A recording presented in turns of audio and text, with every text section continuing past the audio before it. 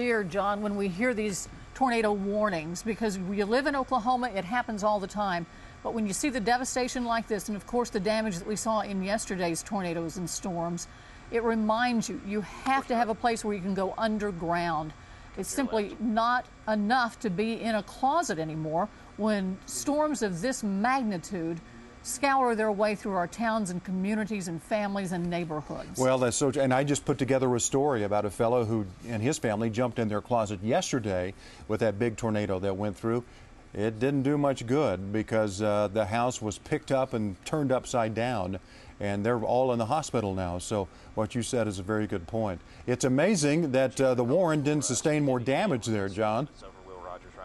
He's talking to he's got a lot going on up there. Tony Beverly. Tony Beverly runs one of our live trucks. Let's go to him right now. Tony, tell us, first of all, where you are and what you're seeing. Well, Linda, I'm here off of Southwestern. I'm in between 134 and 149, Southwest 134 and 149. I'm over here near the Orr family ranch, and there's just so much devastation over here. Horses everywhere. There are dead horses. There are structures that are on fire. There are structures that are gone. Trees have been uprooted out of the ground.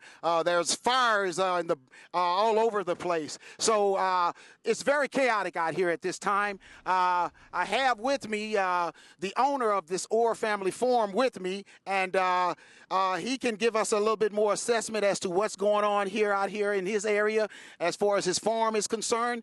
And so if permitted, I'd like to ask Dr. Orr here a little bit about what's going on. Well, it's devastation totally. Okay, so you run this farm here, sir? Yes. Okay, so how many, you've lost quite a bit as far as animals. Did everybody get out okay? Well, as far as we know, so far everybody got out okay. It's just that we have, on the Celestial Acres part, we have, probably there's maybe 75 to 100 dead horses and some horses wandering around in a stupor, and then Orr Family Farm, which we have thousands of people come out every year, will be rebuilt, but right now it's devastation. Okay, well, as you can see, there's quite a bit of devastation out here. We'll continue to give you information as it comes available. This is Tony Beverly with News Channel 4. Tony, talk to me. You, Linda. Tony, talk to me for just a second, if you would, please. Where were you when the tornado hit, and how did you manage to get into this area? Well, Linda, we were headed south on I-35. The OHP blocked I-35 off, but they were allowing us to come through. And as we made our way south and then somewhat a little west of I-35, we began to run into a lot of the devastation, a lot of things that were going on out here. I'm told that there is a daycare center somewhere out here, and the daycare center is obliterated. It's gone. Not sure exactly where the kids are, so we're going to look into that. And once we find out more information, we'll bring it back to you. Please tell Dr. Orr that our thoughts are with him and for all those who have suffered such tremendous losses. You could see the shock in his face as he told you about, he said 75 to 100 dead horses, other horses injured, many of them walking around in a stupor. The Orr family farm devastated. Now, we were talking about... See the blood on that horse. Absolutely, yeah. We were talking about the elementary schools that were hit that we saw from John Welsh and Bob Moore Chopper 4. We are still waiting to find out if there were kids inside there and teachers inside and staff members when that storm hit. And we're getting that verified as quickly as possible. We have new information. Come on up, Daniel. It's so hard to tell where we are, John, but we've had someone call in to tell us that one of those elementary schools, the school at 149th and Hudson, was Briarwood Elementary. Does that make sense to you? Yeah, it does. So we got Briarwood and Plaza Towers. Yeah. If it's 149th, that house right there that school that Travis is on right now, that is Briarwood. The other school that we showed you initially is going to be Plaza Towers. John, now some schools are out for the year, but I guess it's not in Moore, right? No, my kids go to Moore, and I think Thursday's the last day. Okay. But what they do is some of these schools, because Moore's such a big school district, they stagger the bus routes. So some schools get out like at 2:15, and then some schools like Morgan, she has to go, and she stays until like I think 3:40, and they're adjusting it every year. So because of the inflow of the students. So I'm not for sure. We're really getting blown around here. I'm not for sure about times of release for these schools here. So they could have been out for the day. John, thank you very much. We're going to go to Mike real quickly, but let me invite any parents who may have children in those schools. If your children are safe and you know for a fact that they weren't being sheltered in those schools, please call our newsroom and let us know that so we can pass that information along. We've been unable to confirm whether the children were being sheltered in the schools or whether they had already been released. So help us to know that information. Mike? Linda, I think it's shockingly clear that what we're looking at is tragically the biggest destructive tornado in the history of the world, because this destruction is dwarfing May 3rd, which was a $1.2 billion damage storm with 8,000 homes and 1,000 plus apartment complexes damaged or destroyed.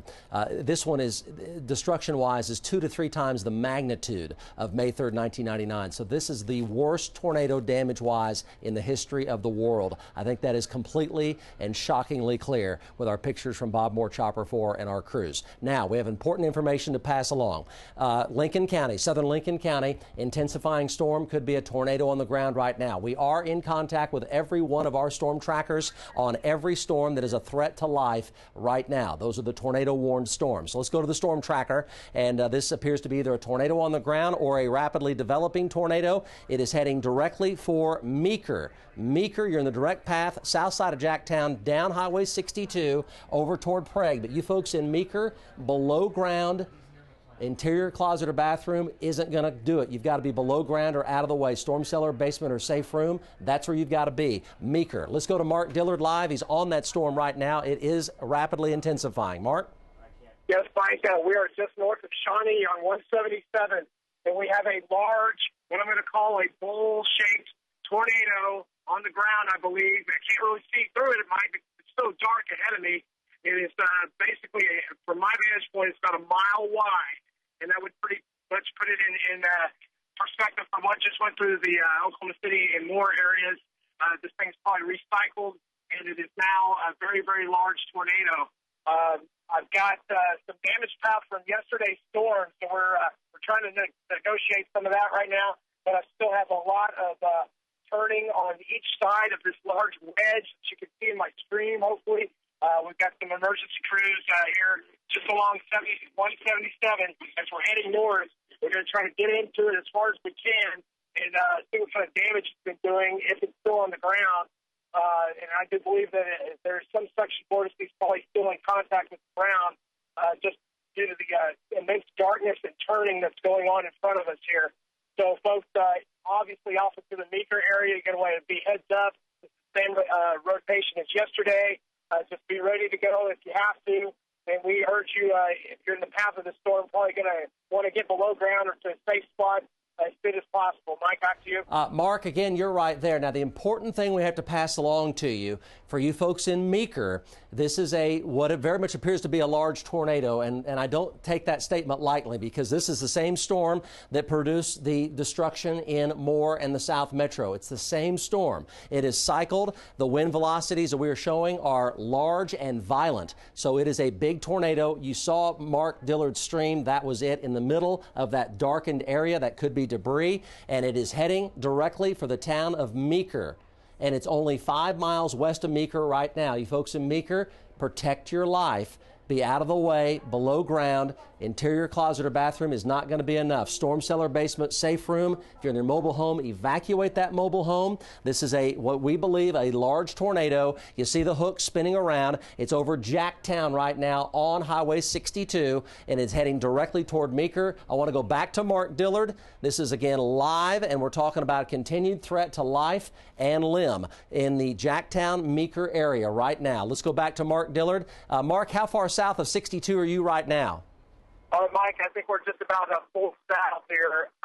Still got some wrapping rain coming in on me, so it's difficult to tell if it's rain wrapped and it's still in contact with the ground, but it's so dark in there.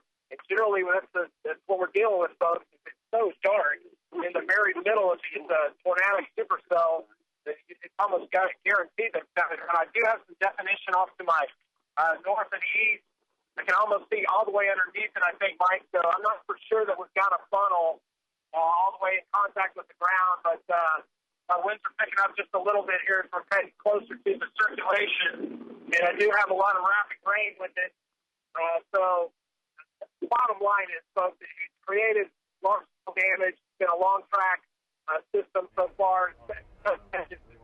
Okay, let's go to the North Doppler control room. I do believe this is on the ground. It's up on those rotating rain curtains. There's Jacktown right there. Here's Highway 62. This is Meeker. This is the Pottawatomie County line right here. This is Lincoln County right here, all Lincoln County. Jacktown right there, Meeker right here. It's only 4 miles west of Meeker, and I'm showing vortex circulation here. In the past sweep, just the past sweep, it has come down a notch. So it's probably spinning out right now, or at least spinning down, but it has been on the